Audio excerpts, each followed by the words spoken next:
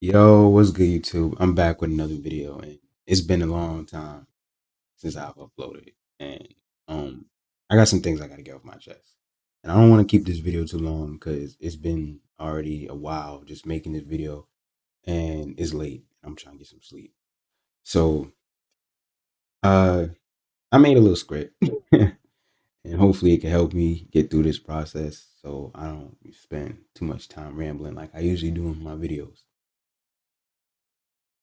Before I get into my ranking, I just want to discuss other people's rankings and their criteria because this was the whole reason why I'm even doing this. So I greatly prefer if you don't skip this criteria section so you can have an accurate understanding of why I rank one player over the other. First, let's talk about some of the criteria which puts one player over the other. We have all-time and current rankings. I believe you just can't rank someone who's played less than 10 games in an all-time ranking because it just doesn't make sense to put someone who's barely played any games on the Mount Rushmore of YouTube 1v1s. Now, what defines current rankings? It should be a game that takes place in a year or maybe 6 months because you can't expect someone to not get better or worse, especially if it's been over a year. I also want to add that only 1v1 matchups, not tag team ones, king in the courts, or 2v2s should help build your criteria because your thought process changes while playing each one of those games and shit. Now, ranking them individually would include their record in matchups. In an all-time list, it would include matchups that involve both name and build. So someone who's unathletic beating someone who's regarded as very good and as more athletic than the other. To better phrase it, a current list is just who performs the best in a short span versus an all-time list being about who has shown that they can play consistently against people of different archetypes with the least amount of difficulty. Like, do you take breaks often? Do you win often? Do you beat people who has a clear advantage over you? These are the things that really define the best 1v1 player to me. It's so hard to stay focused on this script, man. I just start rambling. But getting into the real things that made me make this video was other people's rankings. I mean, honestly, no one's rankings matter, but when you're a little vested into something and you hear somebody say something hella off, you just gotta say something. Now, before I start, I just want to add that I don't have any problems with none of the channels or people. That's not why I'm making this video. It's just stuff I've heard, and I'm like, yo, I gotta say something. So I actually enjoy all the people's content and shit, whatever. So let's start with the most disrespectful one, which was next chapter's rankings. If you're watching this, you've probably seen their latest rankings, but if you haven't, I'm gonna put it on the screen. Whatever, it should be there right now. First thing I done seen was BJ and Bruce over Nesco, Uncle Scoob, and Moon, and even some other people. And I'm not saying now BJ and Bruce aren't better 1v1 players than the other people that they're above. I'm just saying, like, what makes you think they should be ranked higher? Like, y'all going based off overall, which is already something that kind of makes no sense because you're not listing nothing to like help us like figure out why you put one person over the other. Like, is it based off of skills? Since most of the people on the list have little to no games played, it would have to be based on like an eye test. But looking at the third, 10th, and 11th ranking players, you got Zay, Simba, and Tay. You see that Zay is below Nas, who he beat. Simba, who's 5 overalls down from Friga, who he also beat. And now when I see 95 overall compared to 90 overall, I'm thinking of my team, 2K cards and stuff. I'm thinking like a pink diamond compared to a amethyst. And then you also got Tay, who also beat Moon, but everyone there is below the person they beat. So what could they be looking at to say, this person is 5 overall is better than the other person? I just want to know what they base it off of. That's it. Next, I'm tackling in the labs slash solo rankings ranking. This one's going to be a lot shorter, and I'm only discussing the ones in the YouTube community. He has Scoob A class 1 star, Nesco and Devontae Friga A class 2 star, taking away a star for being a pioneer, and Isaiah Core A class 3 star. My main concern is really just knowing how much the stars separate between each other, because nothing shows that Scoob should be 2 stars below Friga and Nas just because he got 15 0'd by Rob. Not including the fact that Rob hasn't played either of them yet in a 1v1 matchup. And if you're going off in-game performance, even though he lost by 1 point in a very arguable game against Nesco, he at least played significantly better against Nas compared to Nesco, so he should be a class 2 star. Note this is only based on his boxing sort of comparison where he believes beating someone one time means you're automatically just better than the other person. Going on to off the dribbles rankings, he has Nazir Core 1, Rob 2, Friga 3, Uncle School 4, Nesco 5, and Zay 6. Another short one, But looking at the list, it's a little similar to next chapter's list, in which it makes no sense simply because since you're ranking Zay, you would have to at least be including his game against Nas and Scoob. And if you count those games, but don't have him over Scoob and Nas, then have Rob over Scoob, then everything kind of just falls apart. Final person I'm gonna talk about is B. Ellis's list, which was 3 weeks ago, so I don't think he changed it. But he has Nas 1, Freya 2, Rob 3, Nesco 4, Scoob 5, Moon 6, Tay 7, Zay 8, BJ 9, and Cam 10. They didn't rank Kel because of the fact that he was injured. So this is based more on current rankings. And I mean, the only real problem I have with his list is really just including Zay, because I don't think you should really just be ranking him in general. Because if you do, I feel like why is he not over Nas and Scoob? And I just think since you're doing that, he just shouldn't be ranked in general. That's it. All right, now I'm gonna do my list, and I'm gonna do three of them. One being all time, the other being current, and the final being eye test. I'm keeping this short. I'm not getting into old details and shit because I'm already tired enough as it is. And like I said, these rankings don't matter at the end of the day. Like just because somebody says this person's better doesn't mean this shit it holds true. Like it doesn't fucking matter. So, and if you want to debate any of this shit, you can hit my line. Say hit my line. Just reach me, DM me, whatever the fuck you want to do. And one of the links in the description.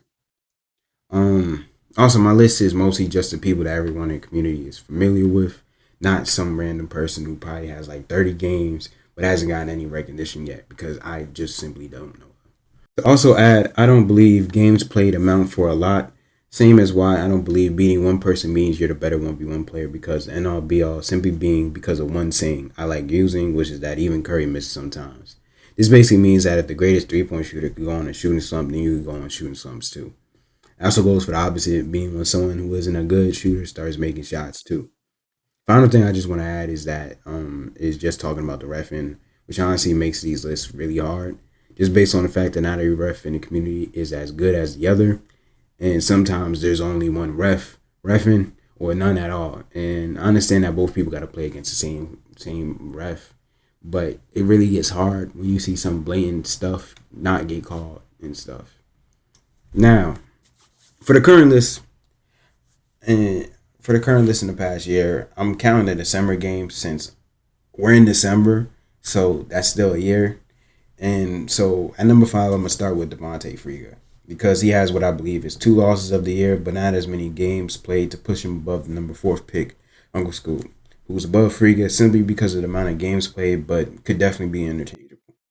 Then at number 3, I got Nesco. This one's interchangeable with the number 4th spot because he did beat Scoob barely, but he also has one recent pretty bad loss on the Ballers Life channel. Scoob is at number 4 because he lost 2 games this year against Nas and Nesco, but could definitely be pushed above Nesco.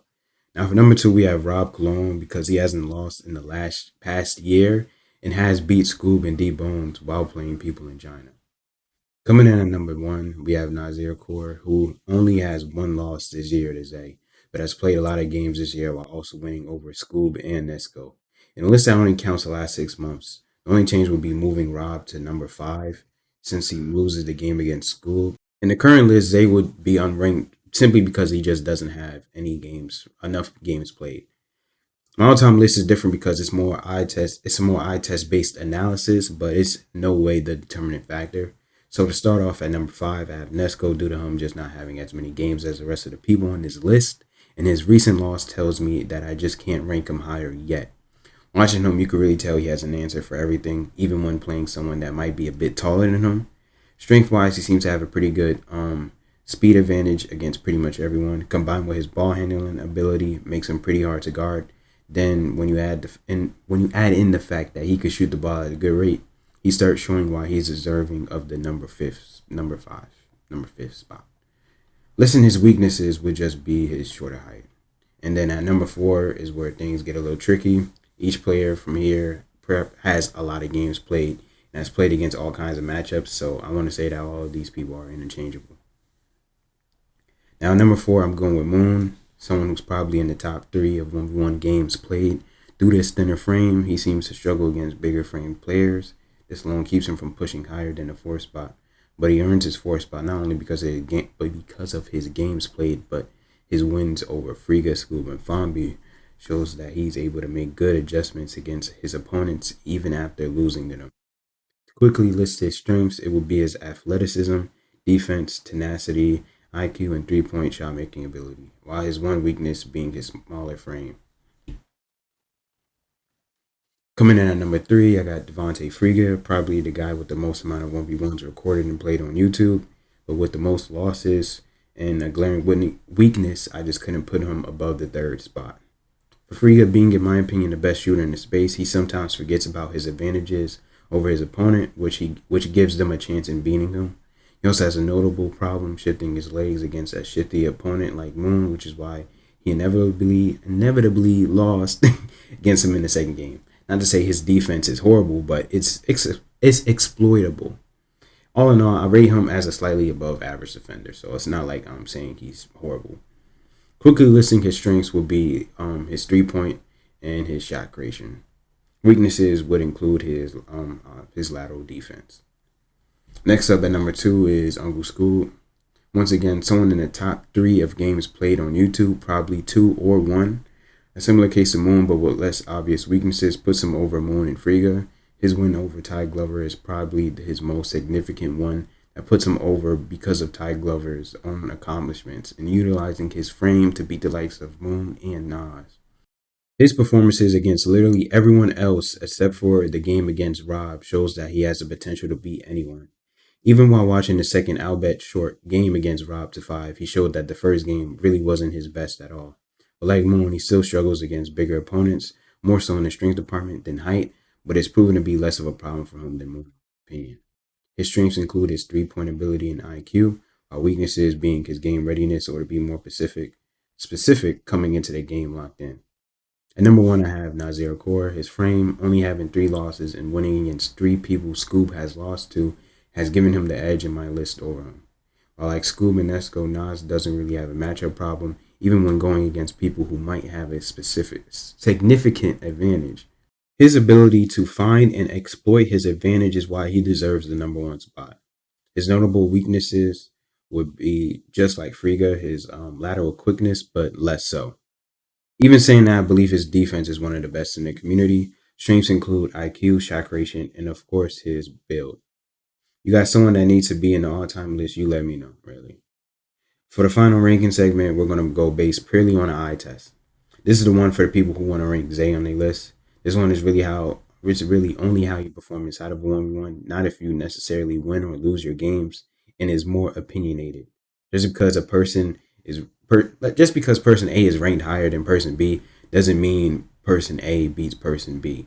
It just means that they're better suited for 1v1s. So without trying to further explain anything else, let's just start with this list. All right, so for the first 2, I want to say that they're interchangeable. And coming in at number 5, I got Freega. I have Freega at 5, purely because of his lateral quickness. Next up is Scoob. I have him over Freega for being a little bit better at playing different kinds of people. Then at number 3, it's Nas. Similar to Freega in the defense department, Nas somehow finds ways to get more stops. I believe he simply plays better defense than Freega and Scoob, most likely due to his strength, making him a matchup nightmare for both offensively and defensively. I'm keeping him above the 2, below him, because of the fact that he's played a lot of the people Scoob and Freega both have lost to. Freega gets better defensively, I can see him rising, and for Scoob, he looks more skilled than both Freega and Nas. So I think he just needs more dominant wins against high-profile players that Nas hasn't beaten or played. An honorable mention I want to mention is Nesco, who, if he didn't have losses, will be placed right at number 4, but the games he lost took too many points for me to consider. But he's right there. Just like Scoob, more high-profile wins or winning even more games could change that. The second-ranked 1v1 player I have is Zay. He earns this spot because, based on his game played, he doesn't have any glaring weakness. Going against Nas and Scoob, and his game plan is simple and efficient while maintaining a perfect record. Finally, at number 1, I have Rob over Zay because of his dominant performances, especially against the game against Scoob. But it is hard to count that one game because, at least, like I said, from my opinion, the moment I watched that game, it was clear as day that Scoob wasn't locked in from the get-go. But not scoring 1 point, at least 1 point, is extremely crazy. Rob's ability to handle the ball is top notch, and he's a good finisher. Combine that with his extremely fast jumper that really gets going when he sees one or two fall through, is really tough to guard him. Upcoming games, Zay versus Day Day and the Rob versus Scooby match could change this list. My conclusion, I'm over this little rant, and quite over everything right now. I'm kind of tired, so there's not really much else important to say besides just asking y'all how y'all day been. Hopefully it's been fine. If it hasn't been fine, hopefully it gets better. And that being said, yeah, take care.